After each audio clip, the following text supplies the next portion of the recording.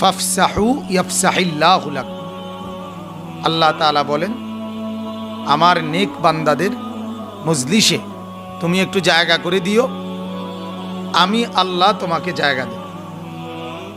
কোরআনের আয়াত। তুমি জমিনে জায়গা দিবা, আমি তোমাকে জান্নাতে জায়গা দেব। এই জন্য ইমানদার নেক বান্দাকে জায়গা করে দেওয়া এটা অনেক বড় নিয়ামত। এবং এটা যদি আমরা খেয়াল করি তাহলে দুনিয়ার অন্য ক্ষেত্রেও এটা ভাবতে পারি যে আমার চাচা, আমার জ্যাঠা, উনি আমার মামা, আমার চাচাতো ভাই, সে তো ইমানদার, আমি তার জন্য 1 বিঘত জায়গা ছেড়েই দিলাম। আমি তার সালের পানিটা পড়ার জায়গা দিয়ে দিলাম।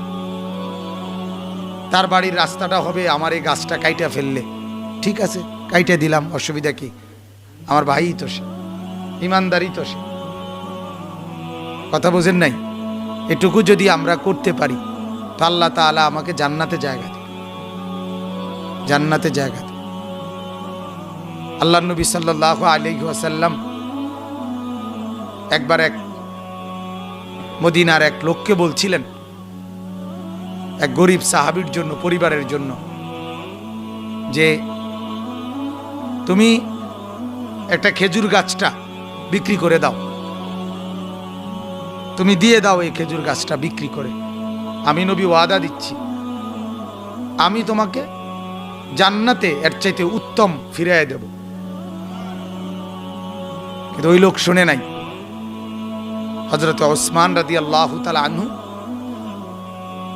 একেবারে সর্বোচ্চ ওই বেটার চাহিদা মতো মূল্য দিয়ে কিনে তার থেকে এরপরে ওইটা ওই গরিবদের জন্য ওয়াকফ করে দিছে, বিনিময়ে জান্নাতের ঘর বুঝে নিছে।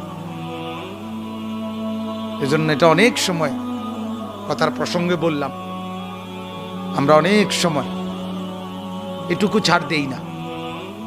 আমার আপন চাচা, আমার ভাই, আমার এক মায়ের পেটের ভাই, আজকে হয়তো ভিন্ন হইছি আমরা, কি হইছে? আমরাই তো ভাই। একটা গাছ কাটলে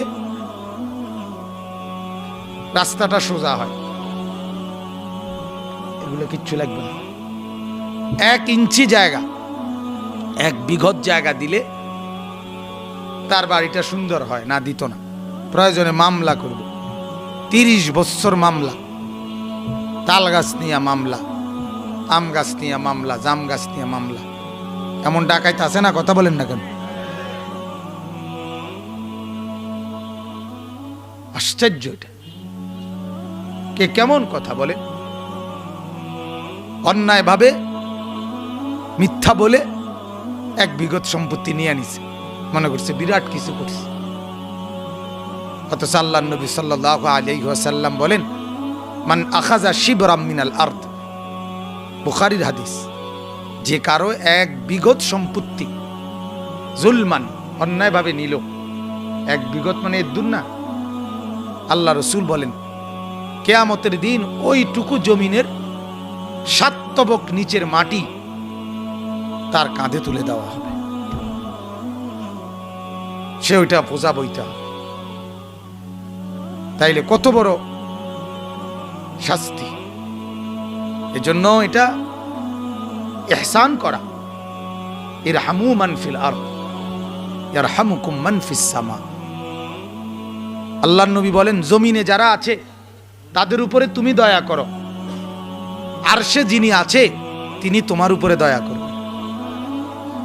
তুমি জমিনে দয়া করো, সেখানে আছেন যিনি, কে? তিনি তোমার উপরে দয়া করো। তুমি দিবা 1 বিঘত, তিনি তোমাকে দিবে অফুরন্ত। কত বড় নিয়ামত! আল্লাহ কোরআনুল কারীমে বলছেন, ওয়া আহসিন কামা আহসানাল্লাহু ইলাইকা।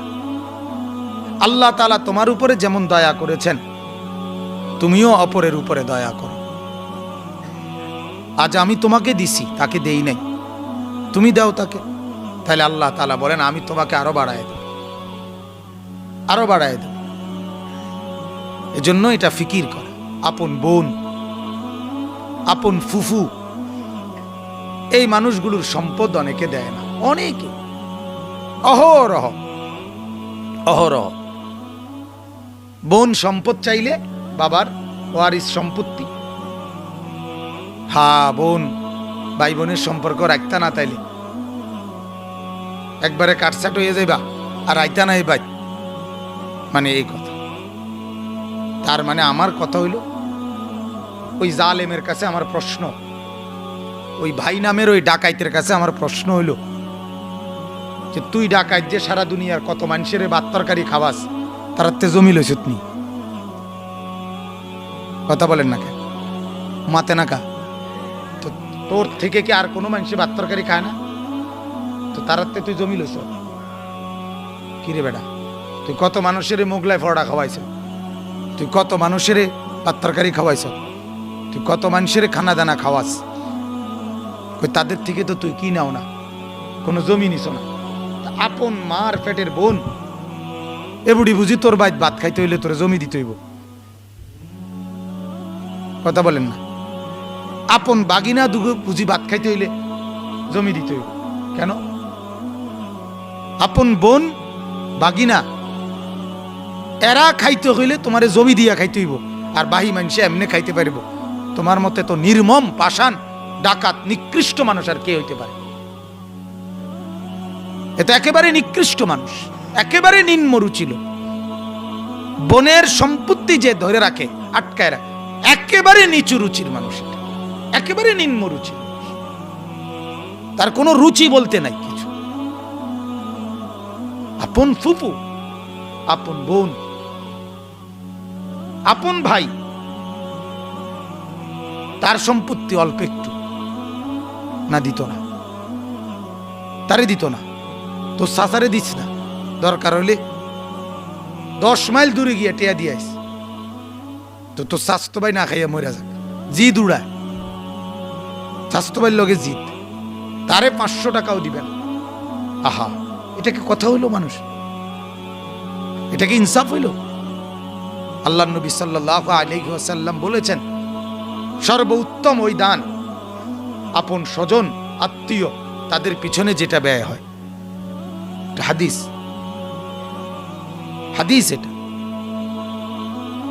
মসজিদ মাদ্রাসার দানের চাইতে, গরিব দুঃখীকে অপরিচিত দানের চাইতে, সেটারও অনেক নেকি, ওইটার চাইতে এই দানের নেকি বেশি,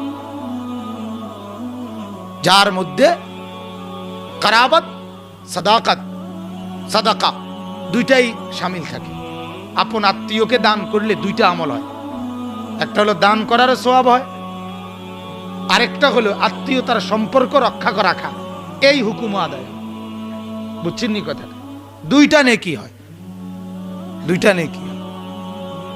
যাই হোক, আল্লাহ তাআলা আমাদেরকে আমল করার তৌফিক দান করুক। ফিকির করবেন, নিজেরা ব্যাখ্যা দিয়েন না, বিকল্প যুক্তি খাড় করাইয়েন না। বরং আজ বৃদ্ধ বয়সেও যদি কেউ বোনের সম্পত্তি নিয়ে থাকেন, দিয়ে দেন, এখনই বলে দিয়ে দেন। ভাইয়ের সম্পত্তি অন্যায়ভাবে যদি নিয়ে থাকেন, দিয়ে দেন। ফুফুর সম্পত্তি যদি অন্যায়ভাবে নিয়ে থাকেন, দিয়ে দেন। তার সম্পত্তি আটকায় রাখেন না।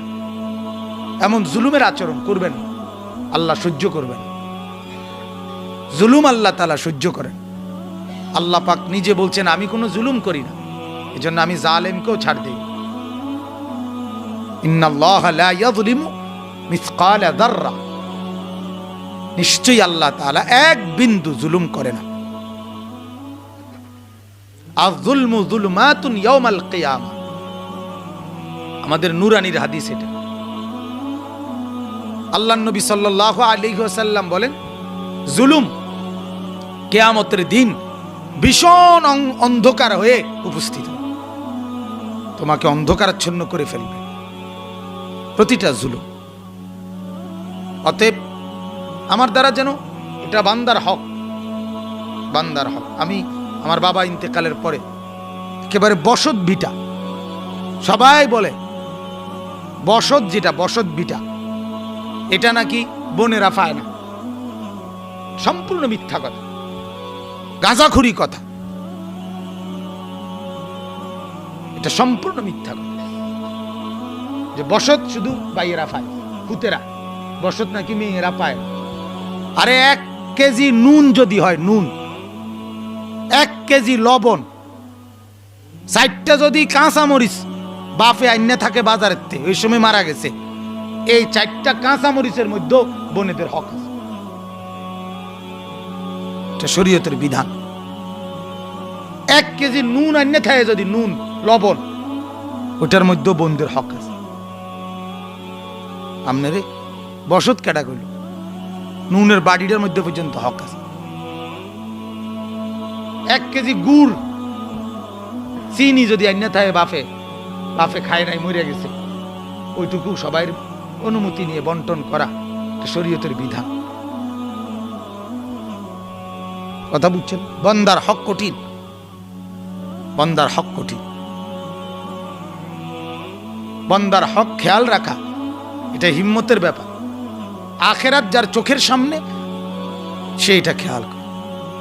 তাই বাবা ইন্তেকালের পরে যেই বসতটুকু আব্বা রাইখা গেছে, 8 শতক মাত্র কুমিল্লা শহরে জায়গা,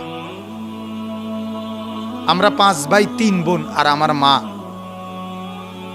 আমরা এই 9 জন একেবারে আল্লাহ সাক্ষী, যেহেতু একত্রে ঘর করা সম্ভব না, এই অল্প কদ্দুর জায়গার মধ্যে পুরা জমিটা বিক্রি করে এরপরে প্রত্যেকের অ্যাকাউন্টে হিসাব করে শরীয়ত মতে মাকেও দিছি, বোনদেরকেও দিছি, দিয়া আমি নিজে প্রত্যেকের, আমার ভাই আছে এখানে, ছোট ভাই এখানে আছে, এশার নামাজের আগে বয়ান করছে, হাফেজ মাওলানা আতিকুর রহমান আশরাফি, তারে জিজ্ঞাসা করে দেখেন, প্রত্যেকের অ্যাকাউন্টে সম্পূর্ণ টাকা বুঝাইয়া দিয়া এরপরে দলিল করছি, দলিল দিছি তারা যারা কিনছে। কথা বুঝছেন? একবার, এবং যেদিন দলিল করছি, দলিল দিছি তা করে এই 5 ভাই 3 বোন মা মিল্লা, সেদিন বলছে আজকে কারো টাকা দিয়ে খানা হইতো না, আজ সবাই বাহ্যিক জ্ঞান, কয়দিন পরে খানা হবে, আজকে যেন এটাও না হয় যে আমার অংশের টেয়ার থেকে তো আমি ভাত খাবাই লেছি। কথা বুঝেন নাই? এনে তো আমার 1000 টাকা কমা গেছে, এনে তো আমার 800 টাকা কমা গেছে, এটাও যাতে বলতে না পারে ওই দিন খানা খাই নাই। এজন্য বুঝাইলাম, এজন্য শক্ত গলায় বলছি, এটা খেয়াল করা, এটা আমাদের জন্য জরুরি। বাজার ইবাদত, মুসলমানের জিন্দিগি, মুআমালাত, লেনদেন, স্বচ্ছ থাকা, এটাও আমাদের ইমানের অংশ, জীবনের অংশ। আখিরাতের মুক্তির জন্য এটাও কি জরুরি। জিকির এটা যেমন দরকার, কোরআন তেলাওয়াত এটা যেমন দরকার, নামাজ এটা যেমন দরকার, রোজা এটা যেমন দরকার, স্বজনের হক বুঝাই দেওয়া এটাও তেমনই দরকার। বুঝাইতে পারলাম কি না বলেন? বেশি কঠিন হয়ে গেছে নাকি? নাকি বাংলায় কইতাম? বাংলায় কই, কথা কর না, বাংলায় তো কইছি। এই কথাটা চাইছি, এটা কর না কেউ একজন, মানে এটাই চাইলাম আমি যে দেখো যে বাংলায় তো কইছি, বাংলাই তো কইছি, ঠিক নি কথা, মানে বুঝনে লেগে কইলাম আর যে বাংলায় নি কইতাম, বুঝছেন কিনা? অতএব বান্দার হক কঠিন ব্যাপার, বান্দার হক। আহা বাজান, এটা বড় বিষয়। আল্লাহ নবী সাল্লাল্লাহু আলাইহি ওয়াসাল্লাম বলেছেন, হাদিসে সাহাবীদেরকে জিজ্ঞেস করছেন, বলো না মুফলিস, নিঃস্ব, একেবারে অসহায়, সম্পদহীন কে বলো তো? তো রাসূলুল্লাহ সাল্লাল্লাহু আলাইহি সাল্লাম বললেন যে সাহাবীরা বলো তো মুফলিস, নিঃস্ব, অসহায় কে? তো সাহাবীরা বললেন, ইয়া রাসূলুল্লাহ, যার দিনার দিরহাম, টাকা পয়সা স্বর্ণ মুদ্রা এগুলা নাই যার, তাকেই তো কি বলে? নিঃস্ব বলে। কি বলে? তারই তো অসহায় কয় না, টাকা পয়সা নাই, গরিব। রাসূলুল্লাহ সাল্লাল্লাহু আলাইহি সাল্লাম বললেন, না, তোমরা আমার থেকে শোনো, নবীজি বলতেছে, কিয়ামতের দিন হাসরের ময়দানে এক লোক নেকির পাহাড় নিয়ে আসবে, অনেক নেকি তার, নামাজ, রোজা, হজ, হ্যাঁ অনেক নেকি, জিকির, তাসবিহ, তেলাওয়াত, দোয়া, দুরুদ, এগুলোর অনেক নেকি তার আছে, এগুলা নিয়ে এসে হাজির হবে। ঠিক এই টাইমে তার কাছে আল্লাহর সামনে এমন কিছু লোক আইসা তার সামনে দাঁড়াবে, দাঁড়িয়ে তারা বলবে, রব্বুল আলামিন, এই লোকের কাছে আমাদের পাওনা আছে, পাওনা আছে। স্ত্রী বলবে, আমার মোহরের টাকা পাওনা। কোরআনে আছে বাজান, আল্লাহর কসম, কোরআনে ফাইদা নুফিখা ফিস সূর ফালা আনসাবা বাইনাহুম ইয়াওমাইয। আল্লাহ তাআলা বলে, হাসরের ময়দানে কেহই তার আত্মীয়তার কোনো সম্পর্ক, এই সম্পর্ক রক্ষা করবে না। বুঝেন নাই কথা? এই মহিলার স্বামী এবড়া, এই কারণে কিছু বলা না বলা, স্বামী যেহেতু, এটা দুনিয়ায় হইতে পারে, কিন্তু হাসরের ময়দানে হবে। মহিলা যদি বুঝে তার স্বামীর থেকে সে এক সুতা পাবে কিছু, এটা অন লইতাইলে লাভ, তাহলে সে নিয়ে নিবে। সে বলবে, আর রাহেন স্বামী, আমারটা আমার দিতে কর। আপন সন্তান বলবে, তার বাবার কাছে যদি কোনো পাওনা থাকে সেটা নিয়ে নিবে। আপন বাপ তার সন্তান থেকে যদি কোনো পাওনা থাকে সেটা নিয়ে নিবে। ফালা আনসাবা, আল্লাহর কোরআন, আল্লাহ বলেন সেদিন কেউ আত্মীয়তার সম্পর্ক রক্ষা করবে না। মানে আত্মীয়র সম্পর্কের কারণে শর্মে, কথা বুঝছেন না, আপনার লজ্জায় মাথা নোয়াইয়া যাইব গা, এমন হবে না। বরং সে দাঁড়াবে, আল্লাহ আমার পাওনা, আমি ওনার কাছে এই পাই, সেটা আমাকে দিতে বলেন। রব্বুল আলামিন বলবেন দাও। সে বলবে, রব্বুল আলামিন, আমার কাছে দেবার কিছু নাই, আমি কি দিয়ে দেব? এখন হাসরের মাঠ, টাকা পয়সা ঘর দুয়ারে দি কই পাবো? কথা বুঝেন নাই? রব্বুল আলামিন বলবে, তোমার নেকি দাও। তো দিতে থাকবে নেকি, সব নেকি দিতে দিতে শেষ হয়ে যাবে, কিন্তু পাওনাদার বাকি, পাওনাদার বাকি। আমার একবার একদিন কোম্পানিগঞ্জ বাজারের এক কাপড় ব্যবসায়ী, আমার পরিচিত ছাত্র, সোনাকান্দা, আমার কাছে পড়ছিল এই ছেলে। তো একজন লোকের কাছে সে অনেক দিন টাকা পায়, আমিও চিনি যার কাছে পায়। তা আমারে হে অনেক দিন বলছে, হুজুর ওনার কাছে টেহাটা দেয় না হুজুর। পরে আমি একদিন কথার প্রসঙ্গে এরে কইলাম, পরে একদিন আরে যে কিরে টাকা পাইছ, দিছিনি টাকা নি? ক হুজুর দিব কইছে। আমি কোন সময়? ক হাসরের ময়দানে আসরের পরে যাইতাম কইছে। আমার কিতারে কষ্ট, এত ফরে যাইতে কইছে গা হাসর, কয় এর আগে আরো বহুত পাওনাদার আছে ওনার, হেতারে দিতে দিতে আমারে কইছে হাসরে, আসরের পরে যাইতাম। অর্থাৎ এই পরিমাণ মানুষের না দিয়ে আটকাইয়া রাখছে যে এরার সিরিয়াল হইতে বুঝছে যে হইতেও হাসরের ময়দানে সিরিয়াল পাইতেও আসরের পর হইব। তো বলতেছি যে এইভাবে যখন সব নেকি দিয়ে দিবে, পাওনাদার থেকে যাবে। এবার আল্লাহ তাআলা বলবেন, তাইলে এবার তো তোমার আর কিছু নাই, এবার তাদের গুনাহগুলো তুমি নাও। এবার তাদের গুনাহগুলো নিতে নিতে এবার যেই পাহাড় পরিমাণ নেকি নিয়ে আসছিল, এই লোকটা পাহাড় পরিমাণ গুনাহ নিয়া জাহান্নামী হবে। আল্লাহর নবী সাল্লাল্লাহু আলাইহি সাল্লাম বলেন, এই হলো সবচেয়ে বড় অসহায়, যাহার কত বড় পুঁজি নিয়ে আসছিল সব বৃথা গেল। এজন্য বাজান, এটা খামখেয়ালি না বাবা, এটাকে রসিকতা মনে করেন না যে শুধু কদ্দুর ওয়াজ শুনলাম, মানলে মানলাম, না মানলে না মানলাম। এটা কোনো বাজার না, এটা কোনো মাইকিং এর দুনিয়ার কোনো কিছু পণ্য না যে হইতে চাইছে বেচতো, আমার ভাল লাগছে না আমি কিনলাম না। কাপড়ের দোয়ানের কাপড়, বালতির দোয়ানের বালতি, হ্যাঁ, এরকম কিছু না। এটা এমন না 50টা কাপড় নামাইলাম, দেখলাম ভাল লাগলো না তো আরেক দোকানে চলে গেলাম, এটা এমন না। এটা মানার বিষয়, ভাবার বিষয় যে আমার দ্বারা যেন কেউ, আমার কাছে কারো যেন হক আটকায় না থাকে, এটা ফিকির করা। এবং কারো হক ফিরায় দেওয়া, এটা তওবার অংশ। এটা কিসের অংশ? প্রকৃত তওবা তাকে বলে যদি বান্দার হক থাকে তাহলে বান্দার হক বান্দার হককে বুঝায় দেওয়া, ফিরায় দেওয়া, না হইলে মাফ চেয়ে নেওয়া, এটা করে নেওয়া, এটা তওবার অংশ।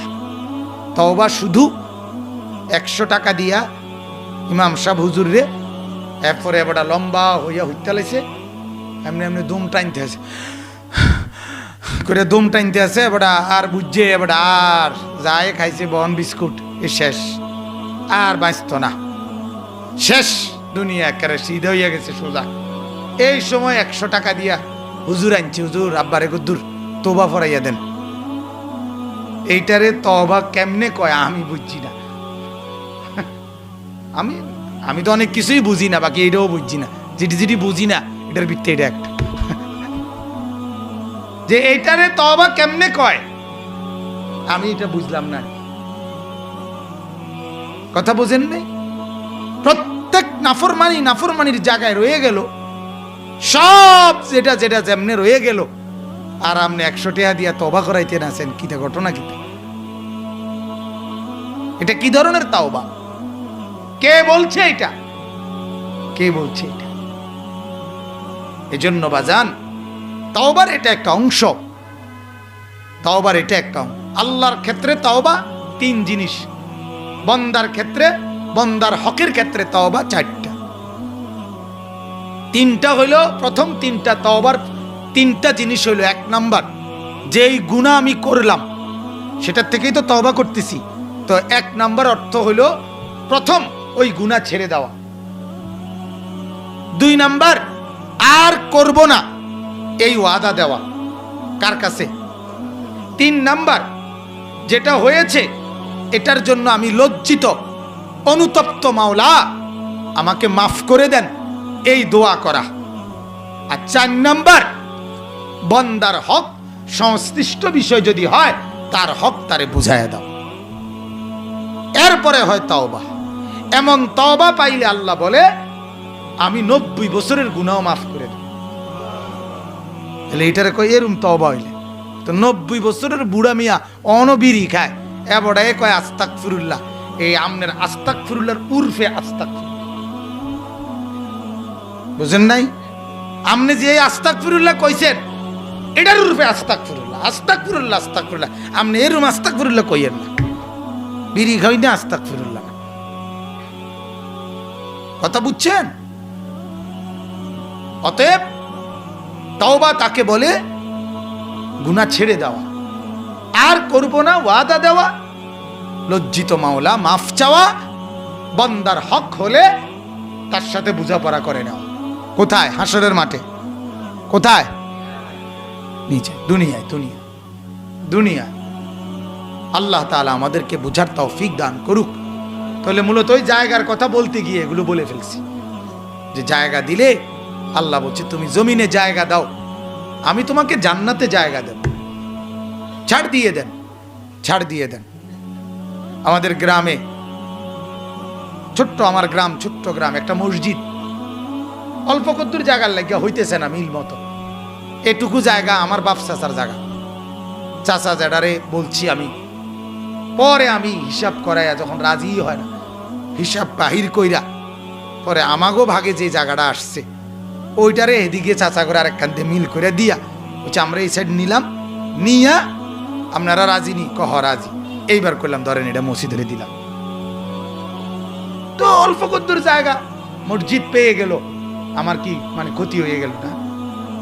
আমার আর এই জায়গা এন দিয়া আমি গিয়া বিল্ডিং করুন কে? এই কোনায় এন দিয়া, নাহলে 2 হাত বা 3 হাত জায়গা, এখান দিয়ে কি আর আমার বিল্ডিং উঠবো? কিন্তু আমার জীবনের তরে আখিরাতের পুঁজি হয়ে গেল না? আমার বাপ ভাই বারাদর সবাই কি পাইয়া গেল? নেকি পাইয়া গেল। তাহলে আমার বাজান এটা বুঝার ব্যাপার, আমি একটু ছেড়ে দেই, আল্লাহ আমাকে আখিরাতে দিবে, আল্লাহ আমাকে আখিরাতে দিবে। এটা অনেক বড় ব্যাপার। সাহাবায়ে কেরাম ওনারা দুনিয়া ছেড়ে দিছে আখিরাতের আশা, আখিরাতের আশা। এটাই ইমানদারের কথা। ইমানদার দুনিয়া ছাড়বে কিন্তু আখিরাত ছাড়বে না, আখিরাত ছাড়বে না। নেকি কমতে পারবে না, দুনিয়া কমে যাবে। দুনিয়া কমলে কি? আপনি নাই তো 2-4 শতক জায়গা কমই পাইলেন, আপনার ফুতে কি আর কামাই করতে পারতো না? কথা বলেন না কেন? আমার আব্বা ইন্তেকালের পরে আমরা 5 ভাই আলাদা আলাদা জায়গা কিনছে। এগুলো আব্বা ছিল না, আব্বার ইন্তেকালের পরে কিনছি আমরা। 5 ভাইয়ের জন্য তো আল্লাহ ব্যবস্থা করছে না। এজন্য সবার কাছে অনুরোধ, বাজান, আখিরাত যদি চান, নাজাত যদি চান, মুক্তি চান, তাহলে বান্দার হকের দিকে খেয়াল রাখতে হবে। এটা গুরুত্বপূর্ণ বিষয়, অনেক বড় বিষয়, অনেক বড় বিষয়। কেউ যদি সম্পদ থেকে, পাওনা থেকে বঞ্চিত হয়, তে মজলুম হয়, সে যদি আল্লাহকে ডাক দেয়, আল্লাহর কাছে বিচার চায়, আল্লাহর নবী বলছে আল্লাহর মাঝে আর তার মাঝে কোনো পর্দা থাকে না, সরাসরি আল্লাহ গ্রহণ করে। এটা সরাসরি মজলুমের দোয়া, বঞ্চিতের দোয়া আল্লাহ গ্রহণ করে। এজন্য আমরা আজকে কথা প্রসঙ্গে লম্বা করে দিলাম, বললাম কথাটা, যার কাছে কারো হক আটকায় আছে, সে আপনি বললেন না দেখে জানলো না, আপনি মিথ্যা কথা বললেন, অসয় করলেন, কিচ্ছু লাভ নেই। আখিরাতে আটকায় যাবেন, কবরে আটকায় যাবেন, পরকালে আটকায় যাবেন। সন্তানদেরকেও ক্ষতি করলেন, নিজের ক্ষতিও করলেন। আপনার ফুতে আপনি হালাল যে দূর দিয়ে যাইতেন, সে দূরের হিসাব ধরে সামনে আগাইত, এটাই ভালো ছিল। কীর্তেন আপনি 1 শতক হারাম ঢুকায় রাখা, কাহিতে কামাই করতো না। কথা বলেন না, ছেলে কি আর কামাই করবে না? তো পৃথিবীতে বাপ মরলে ফুতের রোজগার বন্ধ হয়ে যায়? কথা বলেন, বন্ধ হয়ে যায়? না না, বন্ধ করে না কেন? বাপ মরে যেদিন, সেদিন রাইতো ওই ঘরওয়ালারা নিজের ঘরে রান্দা না খাক, মানুষের ঘরে রইলেও ভাত তরকারি খায়। কথা কয় না, এই কান্দেও ভাতও খায়, কানতে কানতে ভাত খায়, কানতে কানতে ডাইলও লয়, কানতে কানতে মূর্খও লয়, সবজিও লয়। দেখছি হুদা দোকা। কিন্তু তুই না দেখলাম কান্দস, কানলে কি হইব? বাঁচতে তো হইব। আব্বা মরছে দেখে কি আমিও মরে যেতাম? তো আমি যে জন্য সবসময় বলি, দুনিয়া স্বার্থপর। দুনিয়া কি স্বার্থ? চোখের সামনে দেখা, চোখের সামনে না, অহরহ এমন হচ্ছে না আমাদের। তো অতএব দুনিয়ার জন্য যত বেশি দিল লাগান, কলিজা লাগান, দুনিয়া আপনারে কলিজা লাগাবে না, দিল লাগাবে না, তাড়াইয়াই দিবে, তাড়াইয়াই দিবে, লাথি মাইরা কবরে ফেলাই দিবে। বলছে যা বেঈমান, তোরে কে বলছে আমি দুনিয়ার সাথে এভাবে লাগিয়ে থাকতি? তুই জানোস না আমি দুনিয়া থেকে কোটি কোটি মানুষকে যদি বিতাড়িত না করতাম, তো তুই আইতি করতি, জায়গা হতে পাইলি না। আরে কথা বোঝেন নাই? আদম আলাইহিস সালাম থেকে নিয়ে এই পর্যন্ত মানুষগুলো যদি বেঁচেই থাকতো, তো তুমি জায়গা পাইলে হইলে, আমি জায়গা পাইলাম হইলে?